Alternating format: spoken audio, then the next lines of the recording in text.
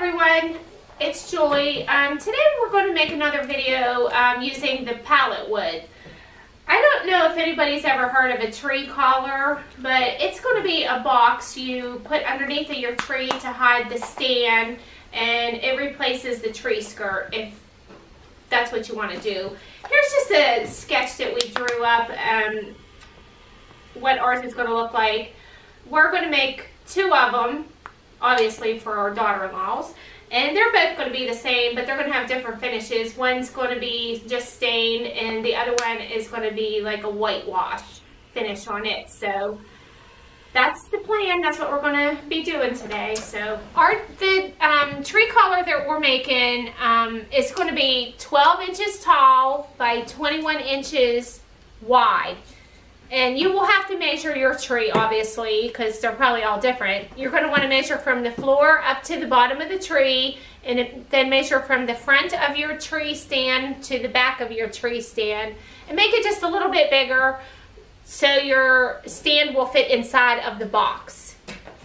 And right now what I'm doing, I'm just measuring out 12-inch boards for our height.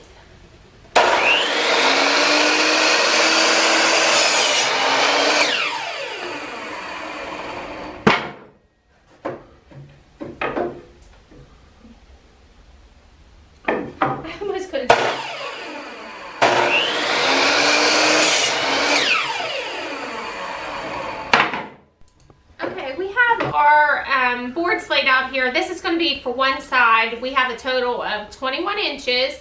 We had to strip one of the boards because obviously they're not all the same width, but it's not going to be noticeable.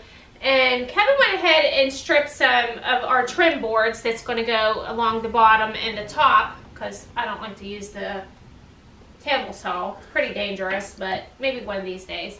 But for now, we're going to go ahead and get started building our sides. This is a pretty simple project. Not a lot to it. It's mostly just square cuts and trim pieces and stuff. So that's what we're going to do next. Just get this put together. Okay, well, what we did was we got our boards cut for our side panel. Ours is going to be 12 inches tall by 21 inches wide. And like I said, you can make yours whatever size you need to. It's totally up to you. So we just put a metal square here to make sure everything's nice and lined up. And these boards are going to be our trim boards. My assistant, Kevin, went ahead and trimmed them out on the table saw for me. And we left them about 5/8 bigger on each side. So when we put all four pieces together, all four sides together, they will come together the way they're supposed to. We'll show you when we get to that part. We'll explain more. But leave them hang over enough to where the front board... And how we got the 5/8 was, it's the thickness of one of the boards. Yeah.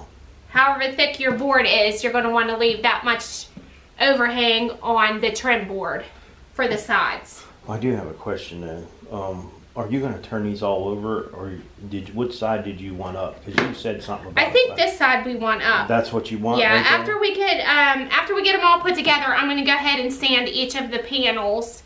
I think I could sand them while they're together. Doesn't have to be perfect. We want them a little bit on the rough side. So, but we're just going to go ahead and get this glued with our trusty liquid nail. And put some nails in it just to help hold it in place. So you don't need a lot, just a nice little strip across the top here. And put our board on.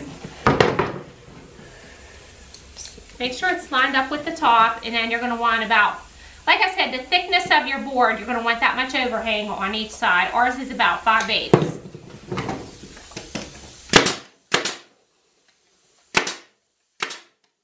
Okay, we got all four of our panels built, and as you can see, what we did, we just took the boards, laid them all flat, measured our height and our width we need, cut a couple trim boards, and left them the thickness of the board, which ours was about 5/8 thick. So we just left them overhang, so they'll kind of fit together like a puzzle. In the back here, you can see. Oh. If I can get it. Which way was it? Then it goes on this side. This way. Oh, okay. I can't even put it together. Okay. Like this. When it's all put together, it should have pretty nice snug corners. And that's what we're going to do now. We're just going to go ahead and glue these and get them nailed together. Put a little bit on there. A little bit on there. Alright. Yeah, I just want to make sure I was putting it on the right spot.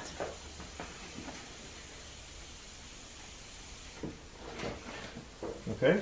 Yeah. Go ahead and... Where am I going to nail? Like right here? Put a couple right here in this tip of Okay, that I wood. will. We'll wipe some of that glue off of it. After we get it all together here. That liquid nail. The liquid nail, yeah. Our favorite stuff. Okay. So now we're just going to work on the other corner.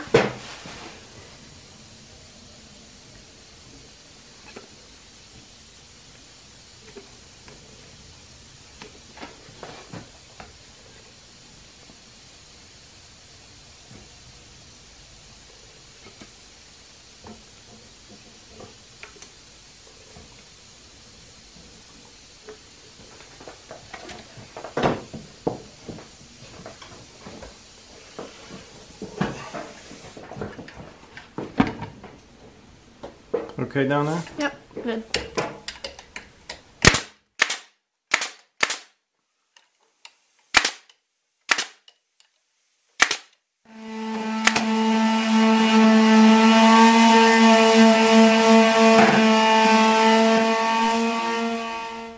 Okay, we got our box all finished and sanded, and we decided to go ahead and put a trim board across its top here, just to make it look a little more finished.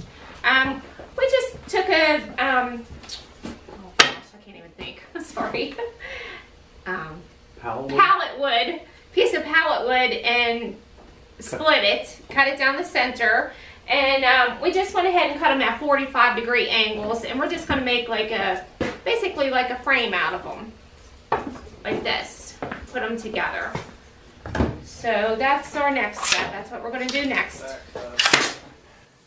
The front. Yeah. That's alright, I'll get that. Okay, we have this one glued down and nailed, and we're just going to go ahead and finish the rest of them. We got our trim board on the top, as you can see, and the next thing I'm going to do is just go ahead and sand this. I already sanded the box, and I'm just going to go ahead and sand this trim board.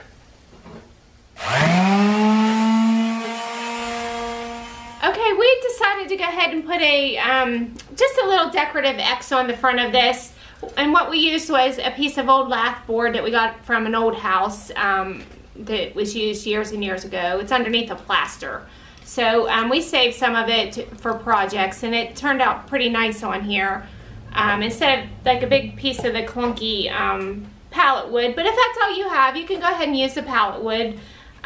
So what we're going to do now, we're just going to go ahead and get this nailed down, and we already have it all sanded, so we're just going to go ahead and nail it down.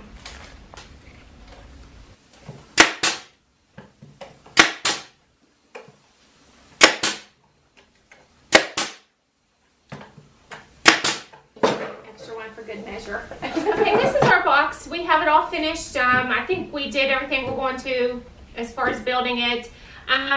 The little X on the front, you can do anything you want with that. You can leave it off, you can put an X, you can do a star, whatever you want, decorate it some way for Christmas, whatever. But what we're going to do now, I'm going to go ahead and stain this one. So that's our next step.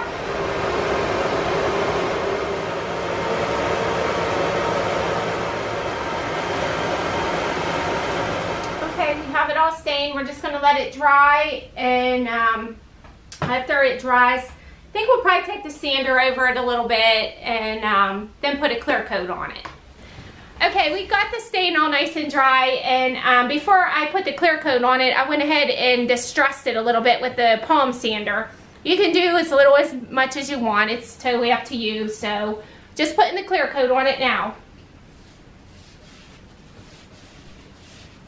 Okay, as you can see, I got a second one built, and this one's going to get painted. So we're going to start with a flat black paint, and then we'll do white over top of that and then distress it. So I didn't figure you'd want to see the whole second one being built.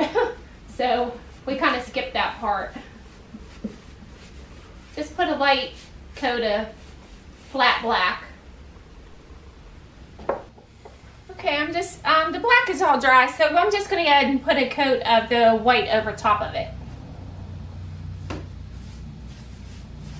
Okay, the paint was all dry, so I went ahead and distressed it with some sandpaper, and I'm just putting a clear coat on it right now. Okay, our Christmas tree boxes are finished. They look pretty good. If they don't like them, or if you want to make one, you can also use it as a planter box outside, which would be really pretty. But they're pretty simple to make, so thanks for watching. I'll try to get some pictures of them underneath of the tree and add to the video so you can see what they look like under a tree. But thanks for watching.